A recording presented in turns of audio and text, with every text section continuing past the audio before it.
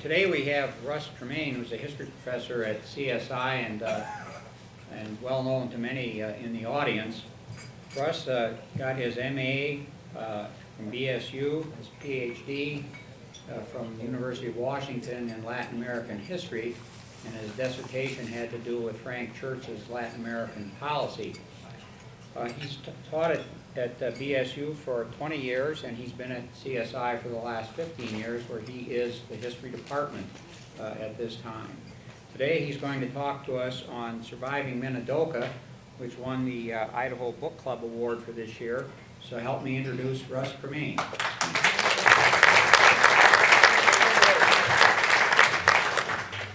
Thank you very much. Don was so gracious to buy a copy of the book, Surviving Minidoka. They're up here for sale. I used to be an aspiring historian, now I'm a book huckster. But if I'd have known that Don had all of that money before he bought the book, I would have charged him full price, and I gave him the discounted price. Thank you for inviting me. I've been here on several occasions, and I have bad memories of my last visit here, and I see Mr. Alberti here. And I was asked to speak about the Twin Falls Canal Company, and it's been almost a decade ago that I had the privilege of working on a book with Mr. John Rochalt here and Vince Alberti, and 100th anniversary of the Twin Falls Canal Company. It was a project that I came across with working with Howard Moon, and I had finished the book and delivered a dozen or 24 talks over the course of the year about the Canal Company. It's a really interesting project. I enjoyed it immensely. I can't thank Mr. Alberti and Brian Olmsted and John for helping me with that. It was a tremendous learning experience. But at the time, I was tired of dealing with Twin Falls Canal Company. And I know I was invited to speak about the Twin Falls Canal Company, but I wanted to talk about preservation, and I considered the Canal Company book a preservation project, and I'm part of an organization here in town, the Twin Falls Preservation Company, and we do preservation work. And quite frankly, that book came from our preservation activities, and I'm involved in other preservation projects. So I decided that day to talk about preservation, and Twin Falls Canal Company is a part of that, and our grain elevator project. I heard that my colleague, Mr. Gilbertson, who's retiring, I hope you'll go see him at First Bed after the lunch here, was invited to the Blue Lakes Rotary to speak. I was so offended to think that they would invite Tom Gilbertson instead of me. And then this book, Surviving Minidoka, which was a preservation project that started about 10 years ago, after I'd been at CSI for some time. And my dear mentor, Dr. Bob Sims, came to me from Boise State and asked if I might cooperate with him on a project related to Hunt, Idaho, to the internment camp here out by Eden, where during World War II, about 9,000 people were housed in what became the 7th largest city in Idaho during World War II. And many of you know that story. It's a very controversial story. I was interested in doing tours, and some of you know that I give tours of the old Albion Normal School, and I've taken people to Jahabich, and we've done spectacular tours of the Twin Falls Canal Company, and at Oregon Trail, and I quite frankly, as a 20th century historian, thought that the most important historical site in southern Idaho was Hunt. And I went out there one day and decided that it was not worthy of a tour given my lack of knowledge about the site and about the story, the Japanese-American story. There was nothing there but desert and the old guard tower, and I abandoned the project. But when Dr. Sims came here, he proposed a partnership with the Park Service, with the College of Southern Idaho, to preserve the campsite. The National Park Service has made it a monument and then a national park. And over the last 5 years, the site has been developed in part because of what the College of Southern Idaho did in this partnership. organizing an annual civil liberties conference to look at the Minidoka story and to look at constitutional history and issues related to those things related to Minidoka, like racism, like war and civil liberties in war. I'm often criticized for my work on this topic by the Japanese Americans and by Caucasian Americans. I've been called and accused of being unpatriotic. Why don't we tell the story of the American soldiers in World War II? And of course, this came about because of Pearl Harbor. And why all the attention for Japanese Americans? And of course, I'm mostly concerned, I guess, about the Constitution, and I have a great regard for Japanese Americans, and I fear about the evil of racism. One of the chapters in Surviving Minidoka is about the 442nd, the most decorated unit in American military history. And more people from Minidoka signed up to the 442nd than any other. And so it's an important part of the story. And I think of Veterans Day 60 years ago, really tragically stealing from Armistice Day 100 years ago, the end of the First World War, which needs to be a day that's remembered as an important historical day. And if you think about Veterans Day being established by Dwight Eisenhower after World War I, World War II, the Korean War, it had a lot to do with recognizing all veterans, those veterans of the Tuskegee Airmen that fought in segregated units, and the unit that made the Japanese Americans accepted in American society after 100 years of racism and discrimination was the 442nd that distinguished itself. And it was then, 60 years ago, when laws were changed, where Japanese could own property, whereas before the war they couldn't, where Japanese Americans had a path to citizenship, if you will, whereas before the war they didn't. But the story really, very quickly, is about American citizens that went to a concentration camp in the Idaho desert. And when I use the word concentration camp, I know that I offend you. And I want you to know when I speak to Japanese Americans, which I do often, and when I call it an internment camp, they are offended. And they take me in the corner and wag their finger at a silly Caucasian boy writing about Japanese American history. How could I know? So I understand that I'll get heat regardless of the language that I use. A prison camp, a confinement camp, an interesting and powerful story to be sure. The story, though, is those Japanese Americans that were not citizens, aliens, that came to the country, could not get citizenship. They're called Issei, and faced this discrimination. In 1905, Teddy Roosevelt made a deal with the Japanese government called the Gentleman's Agreement, and that was to prevent Japanese from immigrating to the United States, if you think about the theme of immigration. And the Gentleman's Agreement was that the Japanese would stop immigrating to the United States. In return, Teddy Roosevelt would do his best to keep Caucasians from violently brutalizing Asian populations along the West Coast, from British Columbia to Southern California through much of the late 19th and early 20th century.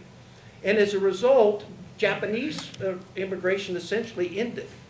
But those Japanese that were born in the United States, Nisei, were American citizens by virtue of the 14th Amendment.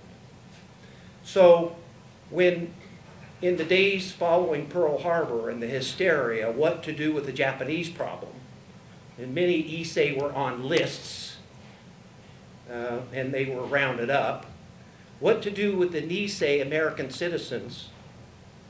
And, of course, Pearl Harbor, December 7, 1941, day that will live in infamy. February 19th, Franklin Roosevelt issued Executive Order 9066 that called for rounding up Japanese Americans, alien and non-alien. And I wonder what an interesting shift play with the terminology, non-alien. It really should say alien and American citizens of Japanese ancestry.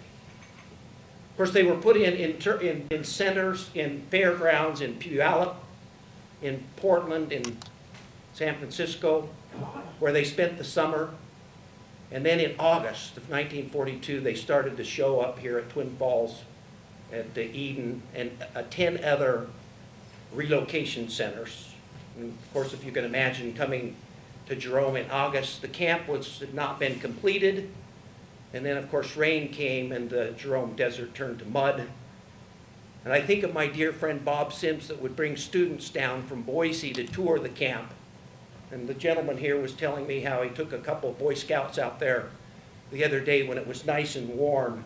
Dr. Sims would relish taking students out to Minidoka on a day like today. Because one of the debates is, what was camp like? What was life like? Locals thought that maybe Japanese were coddled, that it wasn't all that bad.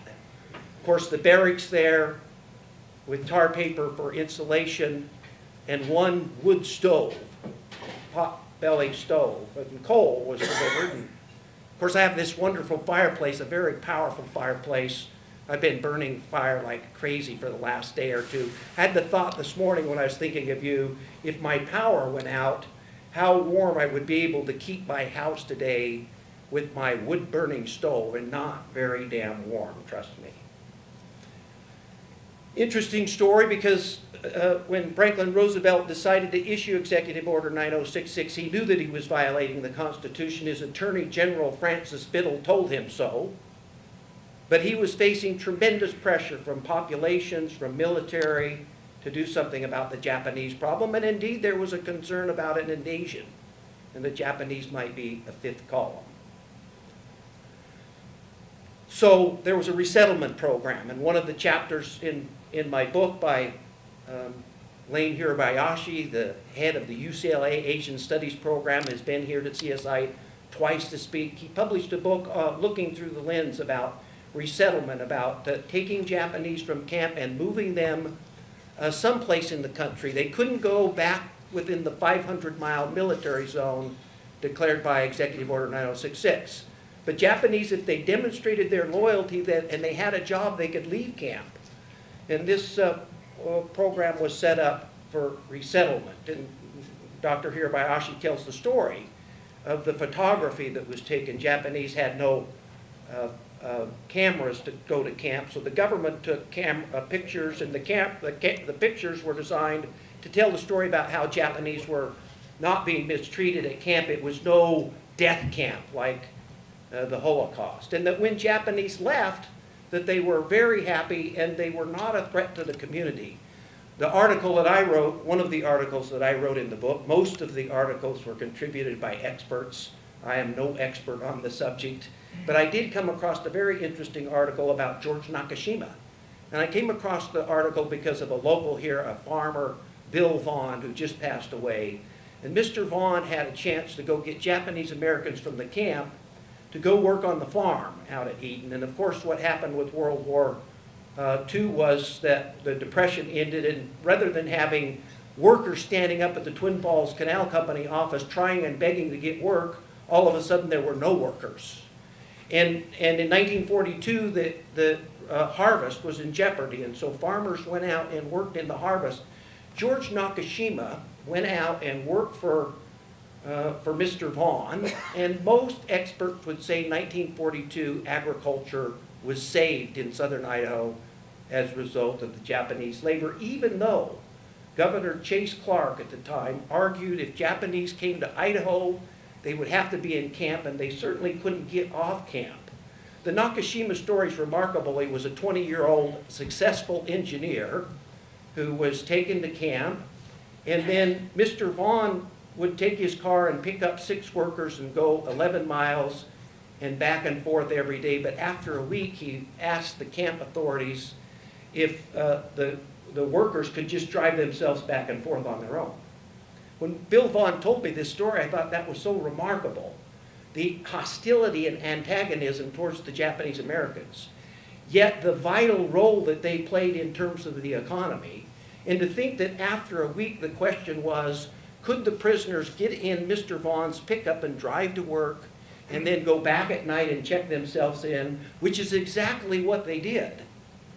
Within a short period of time, George Nakashima was able to get out of camp. He went to Pennsylvania, where he started a woodworking operation. And George Nakashima now, well, he's passed away, but his daughter that was at camp, 3-year-old Mira, still operates the Nakashima Furniture Company, which is world famous. If you get a chance to get Nakashima furniture, you'll certainly want to grab onto it. So when I started looking at the Minidoka and the story of the politics and the war and civil rights and constitutional history, after a decade of working with the Civil Liberties Symposium, what I was struck by were these very interesting personal stories. People that came to Twin Falls, that came to the Magic Valley, and to other internment camps, and were born there, or were raised there, and had their life shaped by this experience. And now, 70 years later, every year people come from Seattle, Portland. 200, 250 people come to Minidoka for a religious, a spiritual pilgrimage.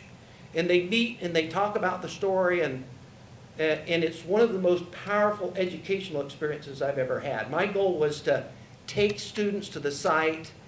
If you get a chance to go to the site, do so. If you get a chance to go to the site with Russ Tremayne, do so. That will be a good time indeed. If you get a chance to go to camp when there's 200 pilgrims that were born and raised and had their life shaped by the experience, do so, because you will never have a more powerful educational experience in your life. It will leave an indelible mark on your world, like it has mine. So about 2 years ago, I decided that some of these stories should be told outside of the conference. And I asked for some of our speakers to make contributions. I went to the infamous Jerry Beck and applied for money. I can tell the story now that he no longer controls my fate. I asked for $10,000. He said you could have the $6,000 for printing, but not the $4,000 professional fees that I wanted to buy you all drinks today with. I took that to the Park Service, the money that Jerry Beck offered me, and Dr. Beck, thank you very much. The book couldn't be possible without that support. The Park Service matched that. The Idaho Humanities Council, I'm on the board. Of course, they were willing to match it or else face my wrath. And within a very short period of time, we had a pretty good chunk of money. I went to my dear friend at Boise State, Todd Shallat, who runs the Center for History and Politics. He agreed to help publish it. Dr. Beck and I envisioned a little tiny 50-page pamphlet. Boise State decided to make it the third in their Metropolitan series. And instead of a little year-long project, it became a 3-year nightmare, working with high-powered, arrogant academics and artists and poets and editors. And in the end was like over a year ago. The book's been out. What an incredible sense of relief. And quite frankly, like the Canal Company, Vince, it's, I'm looking at new projects and working on new research, and this is something that I did in the past, but I feel so passionately about it. Japanese Americans and historians have something in mind, something in common. That is, we have to tell this story so that it doesn't happen again. Of course, historians, those who fail to study history, are condemned to repeating it. The Japanese want you to know this story, and of course, the story didn't get told. A month ago, I went to Lewiston, and I was contacted by the Idaho Library Association, and Dr. Beck, they told me that we won an award for the best book of the year. And I'm a teaching historian. I've been a teaching historian for almost 35 years now. I like to think that I'm pretty good. I know I'm not very good anymore. I like to think that I was good in my prime, which is long past. But I've never been an academic historian, a research historian. If you go to the real university, they have what they call publish or perish. If you don't publish a book every 5 to 7 years, you'll be fired, you'll be let go. Of course, when Jerry Beck hired me here, Dr. Scholes, they're like, do not do research and publish, Dr. Tremayne. Your business is students and students only. And so get your eye on the ball. This is a huge distraction for professional development and self-aggrandizement. But when I received the award, I want you to know that I was very proud of the institution of College of Southern Idaho. And I've been having a lot of fun the last few months doing talks around about the election. And I talk about the national scene and state politics, and then in the end it's like, now let's talk about the good stuff, CSI politics. And in our community there's a bit of a row about the college, and let me tell you, the college is sound and strong. Because there's a lot of people doing really good things, and some of the negative stuff I think about, I pay no attention to it, because I think of some of the really powerful good things that are going on, like our academic programs, our Civil Liberties Symposium, this publication. The school should be strong, should be proud. That 50 scholars put in for this award. This is a competition between University of Idaho, Dr. Rochal School, very prestigious, distinguished institution. Boise State would like to be able to keep up with them. College of Idaho. These are the big boys competing for the prize when they're working for Publish Our Parish. And for CSI and my dear friend Dr. Marash, who was my co-editor, to receive an award like this is, well, really, quite frankly, it's unbelievable. And I've been a little bit proud, and I apologize for my pride, my hubris. I know it's a terrible disease, but I keep telling people, I don't think I'll ever publish another book, and I certainly will never win an award for Book of the Year, although I might try. I was hoping to take questions and comments, and excuse me for my emotional conclusion to an emotional topic and a pretty traumatic year here for me as my life surviving Minidoka. Well, let's say it's just about over. I've survived Minidoka. I'm on to chorizos. Questions or comments? Thank you for your time. Jack. Russ, during its heyday, if that's the right word, how many people were at the camp? About 9,000. They say there's 13,000 people total there, Jack, over the 3-year period. People got there in 1942. The camp closed in January 1945, long before Hiroshima and Nagasaki. And so 13,000 total people went through. About 9,000 generally was the population. All of the camps, 10 camps, 9 to 10,000 at each of the 10 major camps. When they brought the Japanese, what happened to their possessions or whatever? Were they able to go back and repossess them, or were they just? So, huge story about the homecoming. I talked about resettlement. People could get out, but they couldn't go back to the war zone, inside the military zone. So the story about when Executive Order 9066 was issued and people getting out. Sometimes they sold their business, they sold their goods at 10 cents on the dollar. Sometimes they could get somebody to operate and keep their business, and sometimes they went back and everything was gone. After the war in California and Oregon and Washington, there was a tremendous pressure. We don't want Japanese back. And so what are you going home? My mentor, Dr. Sims, did a lot of work on what he called homecoming. And it's a mixed story. Some people went back and were able to pick up and take off, and others lost everything. Let me recommend a book, The Hotel of Corner Bitter and Sweet, by Jamie Ford. And I'm thinking about it because I wish I could take time talking about what I'm working on now. And one is to have right here in this room a distinguished lecture for the Idaho Humanities Council. I'm wanting to invite Jamie Ford, the author of that book. And Scott, it's a story about these people that stashed all their stuff in a hotel over in Seattle, in the edge of Japantown and Chinatown, the Panama Hotel. And then a gentleman goes back in the 1980s, and he digs around in this basement to find remnants, because during the 40s, he was a Chinese boy, and he had a Japanese girlfriend. And his dad hated the Japanese, and he made him go to school with a sticker that said, "I'm Chinese," so the Chinese wouldn't be confused with the Japanese. And of course, Caucasians would sort of lump it all together. But this story then is about how the Japanese girlfriend comes to camp and ends up here at Minidoka. And then the boy comes out and visits and then it flashes back to the 1980s. Have any of you read the book, Corner of Hotel and Bitter and Sweet? Now I'm going to have Jamie Ford here. I'm going to charge you all $40 for dinner and drinks, and well, that's for another lecture. That's for another lecture. So that's a story in and of itself, and so as we look at this story, that's sort of what comes out. There are so many layers to the story, and that's certainly one of them. Other comments or questions? Yes, sir. Have any of these people been compensated by our government? Well, that's the story. And $2,500 Harry Truman in 1948 was a kind of a compensation, and then the Japanese didn't complain. They didn't talk about it. They didn't tell their kids this story. Historians didn't write about this story. In the 1950s and 60s, people like Roger Shimomura, Dr. Kitamoto, that I have chapters on in here, they went off to college.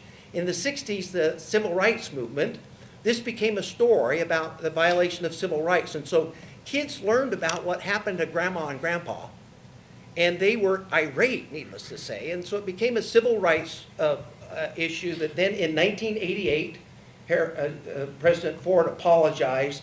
In 1988, Ronald Reagan signed Civil Rights Act, redress it was called, and Japanese Americans were compensated $25,000 as a result of redress in 1988. Now again, for somebody like my dear friend May Namba, who was 20 years old when she went to camp, she's 90 some now. Well, that's interesting how people perceive that as, justice. Yes, sir. Did all the camps close before the end of the war, and if they did, where did the people, they allowed them to go back to the coast at that time? Well, right. So up until January 1945, people could relocate and they could leave camp if they have loyalty, if they have a job. They can't go back inside. But after January 1945, then they could return. And some people didn't return. About 3,000 people of the 10,000 here stayed in Idaho for about a 5-year period. And then ultimately about half of those left somewhere else. Now, keeping in mind that there were a lot of Japanese Americans here in southern Idaho because of the railroad business, because of the canal company, the irrigation, long before February 19th, 1942. So we had a very substantial Chinese and then Japanese population in southern Idaho. They're one of the most important minorities in the history of our state. And so what about those Japanese here, like my dear friends, the Abos? Turns out they're Abos. Some of you, I think, had the pleasure of attending my little distinguished lecture series last spring. And we recognized Mr. Abo, who was class president at my high school, Minidoka County High School. Very popular family that had been there since 1909. Roy Abo, a group of kids. One of them went off and served in the 442nd. He was elected class president, and then the student body, the superintendent, the school board, asked that Mr. Abo not serve as student body president. And indeed, he stepped down and didn't serve. It's a remarkable story. We had Mr. Abo here, 90 years old. We recognized him with a dinner and a plaque and a handshake, and of course a complimentary copy of Surviving Minidoka. What a tremendous story. So that's part of the story, the Japanese American community that was here in the Magic Valley or in southern Idaho before. In modern history, has any other country besides the United States compensated anybody for abusing them? Well, now that's an interesting question. I thought that you were going to ask about the business of removal or relocation, because I think that's where this topic, what does it suggest in terms of our time? And so sort of immigration, racism, Islam, should we round up my Mexican friends not knowing whether they're citizens or not and like send them back? So these are very contemporary. Now the business of compensation, of course I like to think of the most disastrous event in the 20th century and the Holocaust. And so were ancestors of Jews compensated as a result of the Holocaust? Now, as I understand, the Jewish community has been pretty adamant about seeing to the present day that people involved in the Holocaust are rightly punished. And so German prisoners, guards are still being pursued and prosecuted if they can be found. And descendants of the Holocaust are doing everything they can to round up money that they lost and to get a kind of compensation.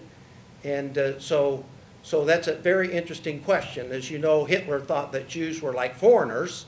That was part of the problem. They were foreigners that were conspicuous within German society.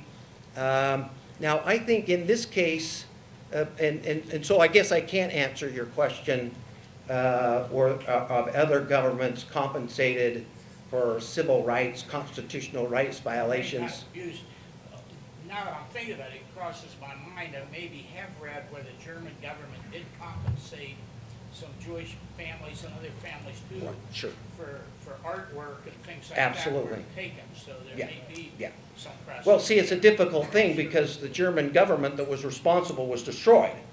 And so how does the German government then, now in this case, and this is a different case, and I think this is different, this is American citizens with constitutional rights that went to prison with no due process. So that's kind of an interesting, unique case. And wherever we might look, and I love the comparative approach, I'm a comparative historian, where else has this happened? And of course, where else is there a constitutional democracy that is comparable? And so it's a difficult sort of deal to make there. And so no, I guess I don't know of any country that has compensated people. Of course, now I try to think about the removal of the Acadians from Nova Scotia. Obviously, there wasn't compensation. I think about Native Americans that were removed in the 19th century, and was there compensation? But again, those are American stories as opposed to other cases. My time's up. Questions? Dr. Beck, sir. Just wanted to thank you for your dedication and your hard work. A lot of people won't understand what it took in the early days to get the dollars and cents to put that book together. And Russ, it wouldn't have happened without you. Thank Yeah, you. you're very kind. You're very kind.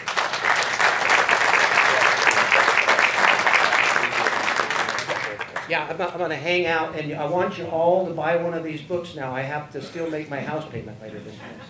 So. Thank you very much. Thank you very much. And I did just a couple weeks ago, a group of scouts I work with were working on their citizenship in the nation, and it requires them to go to a historical federal site, and we went there, and it's quite remarkable how they've improved it over the last few years. There's a trail that walks all around it with placards to explain what went on here and who was here, what did they do. It's a pretty interesting site. Even my 11-year-olds were interested in it, so that says something.